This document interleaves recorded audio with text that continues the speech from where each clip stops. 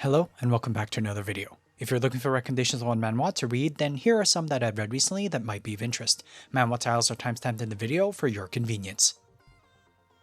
Our first manhwa for today is Frozen Wolf, Fire Dragon, a romance manhwa that I've currently read up to chapter 96 on. Its main character is Eve, a half-human, half-wolf individual living in a fantasy world that she reincarnated into one day. A world that's actually based off a Red Riding Hood novel from her previous life. Having lost her parents at a young age though, Eve finds herself having to ensure not just her own survival, but her brother Zeon's as well. Living in the cold north where Wolfkin beastmen lived, her half-status caused her to be quite protective and overall distrustful of Wolfkind in the north as a whole. Utilizing what skills she can, she's able to scrape by until she and Zeon are older. But that's when the events of the novel are seemingly happening earlier than expected as the dragonkin from the south come to find them. What type of romance are we in for now? This story is 8 out of 10. Red Riding Hood background turns fantasy romance is definitely a swing at the bat for sure. It at least made it a little bit more eye-catching when looking through manhwa titles. The fact that it's a full fantasy world with more beastskin than there are humans makes things completely unknown where it might go. The characters are 6 out of 10 though. For something that had quite the interesting setting and even intro to a degree, the characters leaves a little bit to be desired. It's not like they're super bad or anything like that, but Eve and the core cast of characters are just so questionable in their motives, feelings, and etc. Like, can anyone just please have a backbone and have some sort of direction to their actions, please? The art is 8 out of 10. With these fantasy worlds, fantasy-like abilities like magic or natures of the beastkin are usually a thing, and this is particularly no exception. The utilization of these powers will be important, and even humans have their own special magical powers to contend with. Otherwise, it's a generic romance, and I think most people will get what I mean for art style in that particular regard. So if you're a fan of fantasy romance manhwas and a setting where Red Riding Hood is a backdrop of sorts, not really though, then Frozen Wolf Fire Dragon may just be to your taste. This next manhwa to take a look at is The Genius Who Sees Through the World, a modern manhwa that I've currently read up to chapter 41 on. The protagonist is Shin Woo-jin, an individual who, in a setting of modern-day Korea, gets kidnapped at a young age and is forced to work until being discovered or rescued by the police after 12 years. Considering the length of time away, Woo-jin clearly has gone through a lot, and at the same time, he's read and absorbed a ton of information. Getting back to his family though, who of course rejoices at his return, Woo-jin has a lot of catching up and adjusting to do before he can even function in this now modern society. At the bare minimum though, he clearly has some talent considering what we get to see early on. His only goal at the moment though is to live an ordinary life, and considering he's the protagonist, we know it will be anything but. The story is 6 out of 10. The tragic situation that Woo-jin was subjected to is not something to take lightly. Albeit, recognizing it and moving forward is the trajectory of this manhwa. It makes sense that he really doesn't have a major goal in mind other than just trying to live that normal life, but it causes things to be a little bit more haphazard and have no particular direction to it, at least for now. The characters are 7 out of 10. This 12-year period that Woo-jin experienced did not leave him unscathed. There is clearly some trauma, coping mechanisms, and even mental adjustments that he had to make to even survive. This begs the question though, will this adjustment seek to prevent him from being able to live that normal life, or will it instead be of aid to him when he needs it? The art is 8 out of 10. With the exception of some particularly dark tones, of course given the situation, which are necessary considering Woo-jin's circumstances, the manhwa overall delivers a more slice-of-life playfulness to it with a variety of situations, skills, and overall talent that Woo-jin seems to have for anything in the modern day, from medicine, law, and probably quite a bit more, too. So if you're a fan of modern slice-of-life manhwas that has quite the variety of situations and don't mind the lack of any true story, at least at this point, then The Genius Who Sees Through the World may be a good pickup for you. Bound to None, Your Highness is the first of 2 shorter manhwas I have for you this week. It's a romance manhwa that I've currently read up to chapter 34 on. Lytia is the name of its main character, and she lives in a fantasy world, or at least now she does.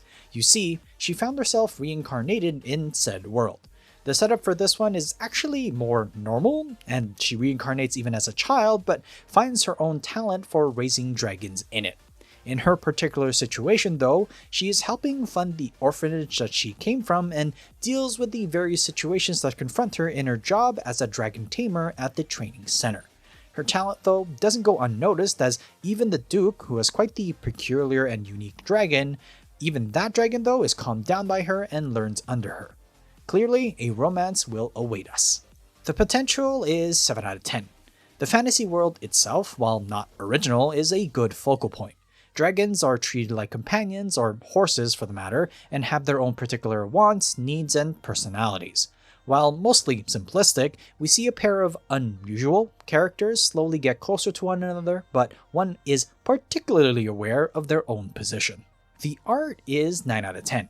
For a romance manhwa, having so many scenes be allocated to the dragon species is a definite attraction for any animal lovers out there. Of course, the species of animal is a little much, but it still holds that same value there in terms of sentiment for sure. Considering the setting, though, I can foresee this focus fading more into the background as things go on, so be warned. So if you enjoy newer stories and are a fan of romance fantasy manhwas and enjoy at least an initial animal focus similar to Hello Mr. Veterinarian from my previous videos, then bound to none, your Highness should be on your to-read list. Our other shorter story for this week is Genius Blacksmith's Game, a modern manhwa that I've currently read up to chapter 25 on. The focus of this plot is on Kang Hyun-soo, an individual living in modern-day Korea who is actually a blacksmith, which is of course a rare profession to have in the modern day. Even that though didn't last long, as due to an accidental fire in their workshop, Hyun-soo had multiple burn scars and injuries, whilst his own dad lies in a coma. Barely making ends meet, what more, his father's medical bills, Hyun-soo is introduced by his close friend Kim Ji-hoon to the world of Ares, a VR game that is taking the world by storm. And it is here that Hyun-soo is able to display his knowledge and skills as a blacksmith, with the goal of being able to not just provide for himself, but also take care of his father. The potential is 9 out of 10. An actual blacksmith being able to utilize their almost lost skills is an endearing story. The motive and overall mood is very redeeming in its journey, and it shows through that Hyun-soo's actions and attitude towards Ares. At the same time, this Ares world is clearly managed, and the gods of the world clearly will be influencing how it goes. I'm personally excited for another game focused on crafting or blacksmithing to begin. The art is 8 out of 10. The overall nature of the art is not unique in any way, considering it's only been 25 chapters. It's all notions and situations so far that's already been explored by other manhwas. However, considering it's a genre that I particularly enjoy with a crafting focus and overall motive that is actually quite touching, I can't wait to see more of what it has in store, both action and crafting wise. So if you enjoy newer stories and enjoy modern manhwas with a focus on game or blacksmithing abilities, almost seems like a new overgeared in some ways from my previous videos, then Genius Blacksmith's Game is definitely one to keep an eye on. Welcome to the highlight portion of today's video. Our highlight today is Genius Hitter Hits Fastball, which I've now read up to chapter 92 on. Info card description will have links to my original opinion. Kang Gun-woo is our main character. And as a quick recap, he was a Major League Baseballer that, due to his decisions in life, ended up going through a divorce with his wife Jung Yuri, and honestly filled with regret afterwards. Somehow though, through his wife's ring, he regresses back to the past, and this time he wants to prioritize her. From getting engulfed by his feelings when seeing her again when they were young, smiling at seeing both his and Yuri's family once again, he vows once more to make her happy, which results in him joining her favorite baseball team, the K-League Oceans, and doing everything he can to perform well and make Yuri's dream of winning the league a reality, which is going to take quite a bit of time. A romance sports manhwa is definitely something that doesn't come by every day, and this one is a personal treat for me to enjoy. My previous scores for this manhwa were 8 out of 10 for characters and art, and 7 out of 10 for story. The art stays the same, as for the most part, things haven't really changed in this aspect since I last covered this manhwa. The overall professional sports vibe is still very much present, but the trajectory of the art has gone a little bit more on the romance side of things given the context of Gunwoo's feelings overall. The characters, though, go up to 9 out of 10, as while Gunwoo and Yuri are the main characters, they aren't the only ones to get the spotlight.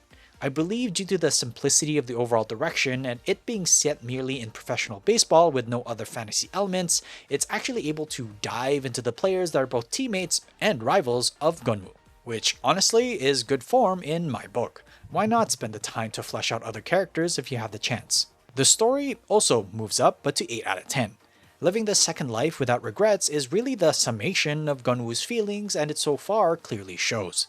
His priority in everything is for Yuri's happiness, from joining the Oceans to have her assist in identifying the strengths and weaknesses of the Oceans team, and even some more basic boyfriend-girlfriend scenes contrasting how he treated her in his first life versus how he treats her now. There isn't a world-ending threat, but rather a heartfelt motivation to be the best partner. Touching, isn't it?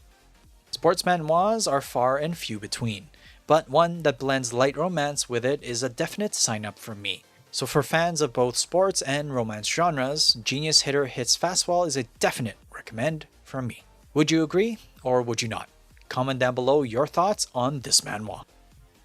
Thanks so much for watching. Please like and subscribe if you enjoyed the content. Write down in the comment section down below what manhwa you've been reading, and I might just take a look. Till next time though, have a good read.